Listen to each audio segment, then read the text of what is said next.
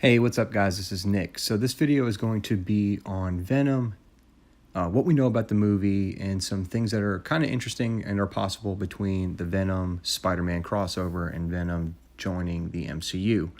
Not that far-fetched, so we're going to get into some details about that. If you're new to the channel, go ahead and click those like buttons on the videos and subscribe to get all the Marvel videos. So let's get rolling into it. So we've already gotten our first trailer a while back about Venom. Looks absolutely amazing. Now this is Sony's universe when it comes to Marvel.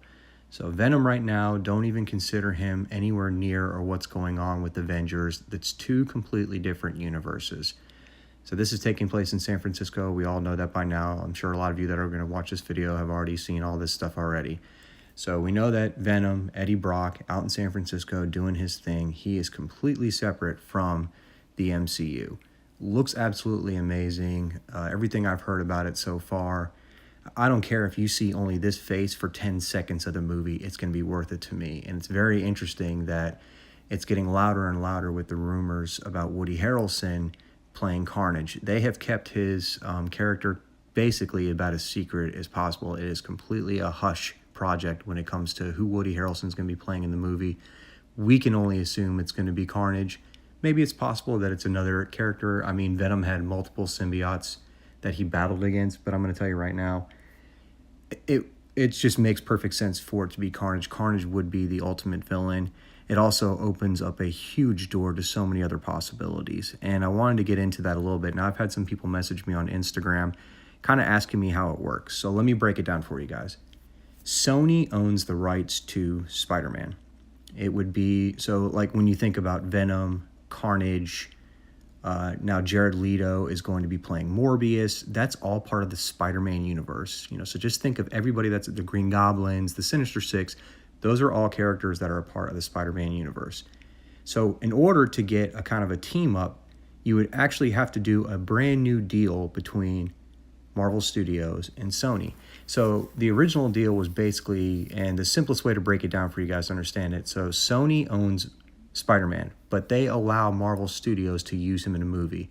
It's almost like if there's, like in soccer, I'll loan you a player, you can use him however you want, but he's still my player. And anytime I want to call him back to play for my team, I'm going to do that. It's the exact same thing.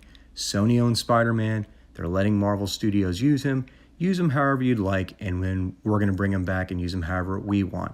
But there's a little bit more to what's going on with that, because they're not just going to hand away a character and be like, use him whatever, and the Marvel Studios is not going to invest into Spider-Man to have him in all these movies just to give him back and see him ruined. So there's a little bit, that's where, you kind of get into the logistics of how the contract works. But that's as basic as it is. Marvel Studios uses him when they need to, and Sony will take him back and use him whenever. But what was also really interesting is when you think about it and the possibility of a crossover between the two, at a recent Comic-Con, Tom Holland was asked, who would you like to see in an upcoming movie to be one of your villains? And he said, Venom. That's just him saying what was on his mind. He would love to see it, but it would be a great dynamic. I don't know if they would necessarily be villains. I almost think it could follow the route of kind of Captain America and the Winter Soldier.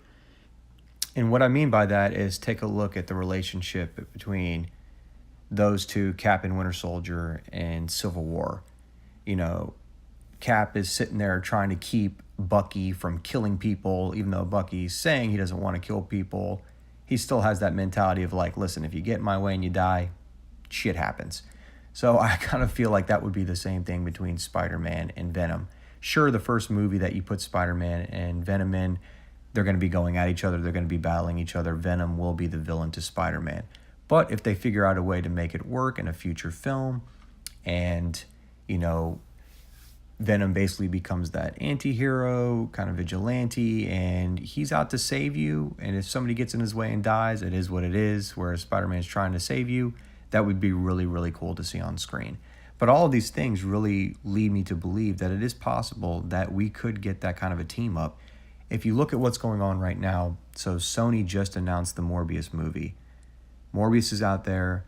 Venom is coming out there. You've got Spider-Man. I'm not really sure what other characters we could get coming down the line, but let's just say Carnage is in the new Venom movie and Carnage survives. Now you're setting up a possible Maximum Carnage series or that on screen, which would be absolutely amazing. So you're telling me there's a chance? Yeah! So I don't think it's that far-fetched to believe that it's possible that Marvel Studios and Sony, who are already sharing Spider-Man and could end up sharing this universe a little bit more to create a big film like that for us to see.